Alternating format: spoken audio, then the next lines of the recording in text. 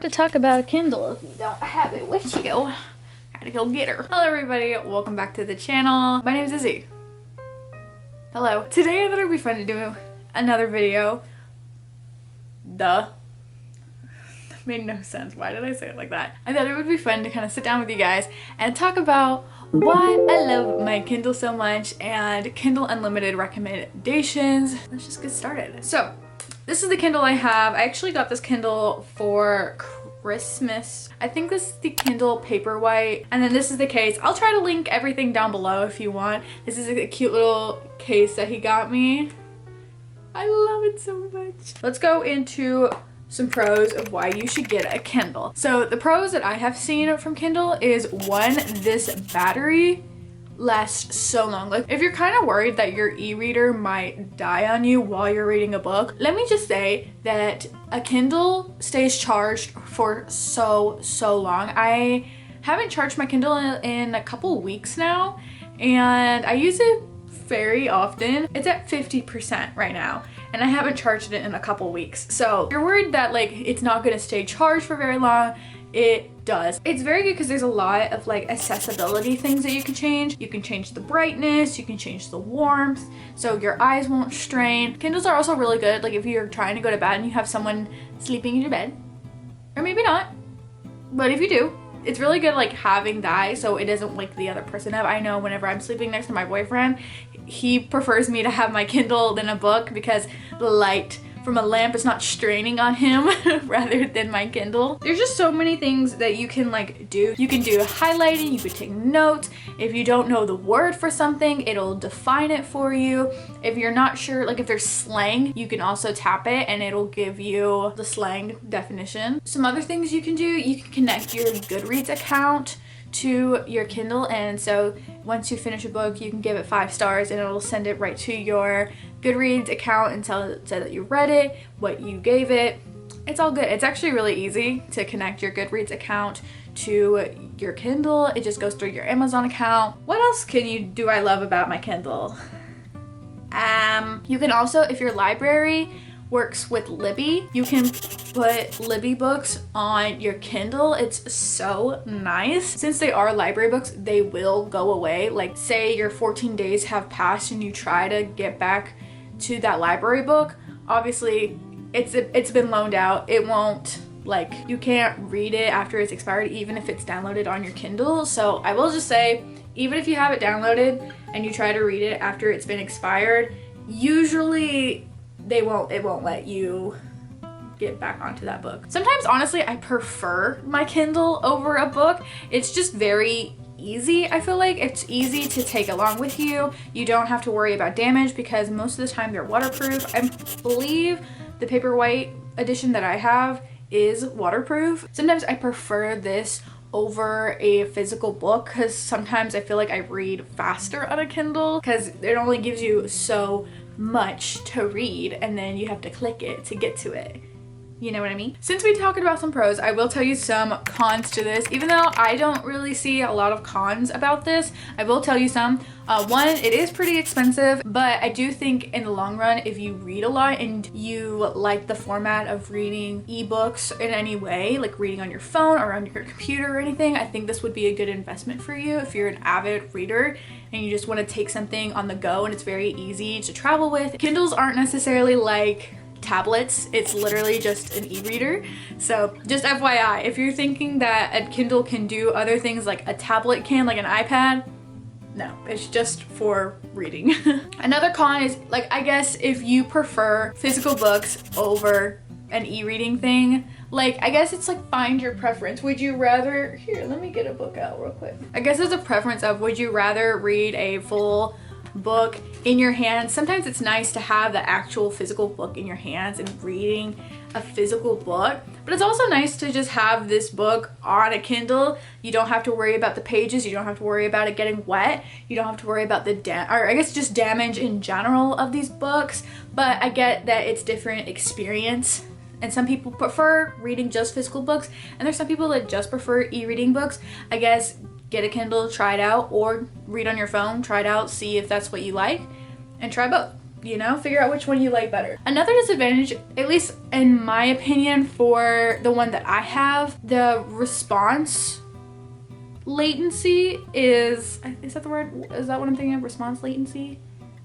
I think it's really slow. Like, it's not like it's not like really, really slow, but it can be delayed a lot. Like, if you press something, there will be a delay. It's not instant. It definitely is, like, there is a delay, and sometimes it can take a little bit. It's not like too annoying. I think the only time it kind of can be annoying is whenever you're highlighting something and you're like trying to highlight and you're trying to fix something, and then sometimes it deletes it, and I think in some sense that could be annoying. But I will say sometimes the delay response is a little annoying on Kindles, but it's really like not that big of a deal. It could die on you because it has to be charged, so I guess that could be a con.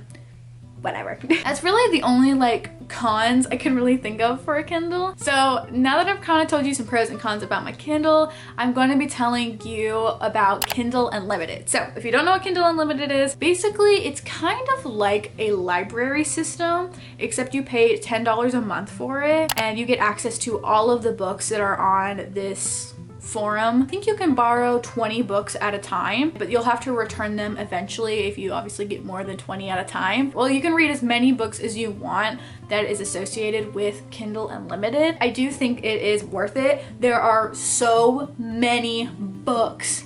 There's so many books that you can read on Kindle Unlimited. A lot of indie authors use Kindle Unlimited. So if you've been wanting to read an indie author, this is your time to do it. There's also a lot of popular authors that are on Kindle Unlimited. If you do want to get this subscription, I'm going to give you some book recommendations on what is on there. Books that I have already read on Kindle Unlimited, Things We Never Got Over and Things We Hide from the Light by Lucy Score, they are both on Kindle Unlimited. So if you've been wanting to read them, this is your sign to go at least read Things We Never Got Over. Maybe not read Things We Hide from the Light. I just didn't like that book. These books are also a little thick, and when you read them on a Kindle, they go by so fast. Like, you don't realize how big these books are until you see them in person. You're like, I read that in a day?